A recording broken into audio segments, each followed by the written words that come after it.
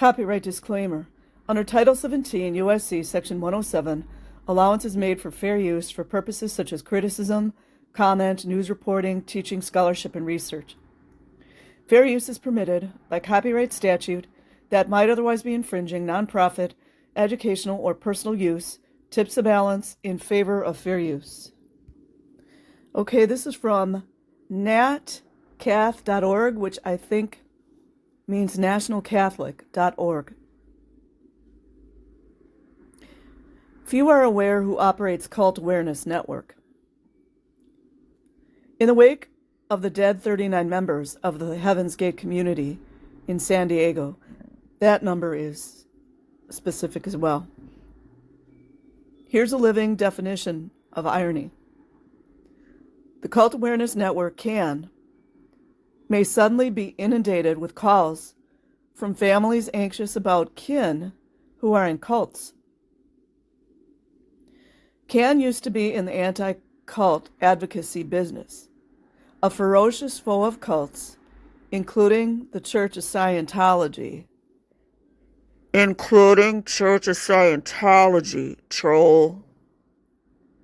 The Chicago-based CAN, at its peak, handled 15,000 calls annually from worried relatives and disseminated its information and views widely.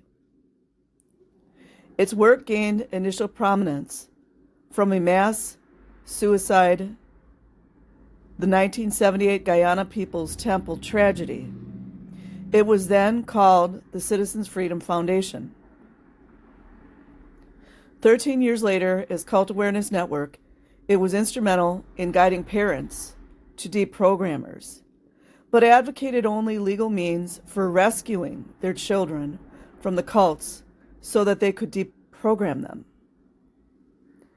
In a December 1996 article, Washington Post reporter Lori Goodstein looked into CAN's circumstances.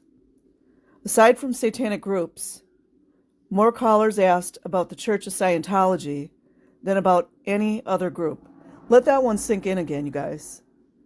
You know, coming from the conspiratorial theory mind here. Aside from satanic groups, they're all connected, by the way. More callers asked about the Church of Scientology than about any other group. According to a 1992 telephone log CAN supplied to the Congressional Quarterly, Goodstein reported, Church of Scientology members fought back in the courts, at one point, filing suits against CAN. It's called litigious bullying. CAN at the rate of 12 a week. So filing 12 suits per week. Isn't that great, you guys? The Washington Post article reported, Goodstein added that people who identified themselves as Scientologists, you know, like kids, alleged that CAN denied them membership or participation in CAN conferences. It's called infiltration right there. Or would not allow them to volunteer at CAN national offices. Of course not. One suit succeeded and the court ordered CAN to pay, listen to this number, you guys, ordered CAN to pay $1.8 million. There's another 666. CAN went into bankruptcy. That's how the rich people screw you. When its assets were put up for sale, its name and logo were bought by a Scientologist lawyer. Isn't it funny how they don't put his name in here, you guys?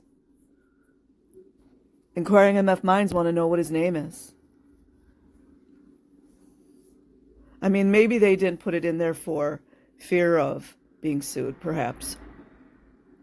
Goodstein wrote, according to Goodstein's story, if parents are calling CAN, asking for help in the wake of San Diego, Scientologists are answering the phone. I will leave a link in the description box. Like and subscribe if you choose.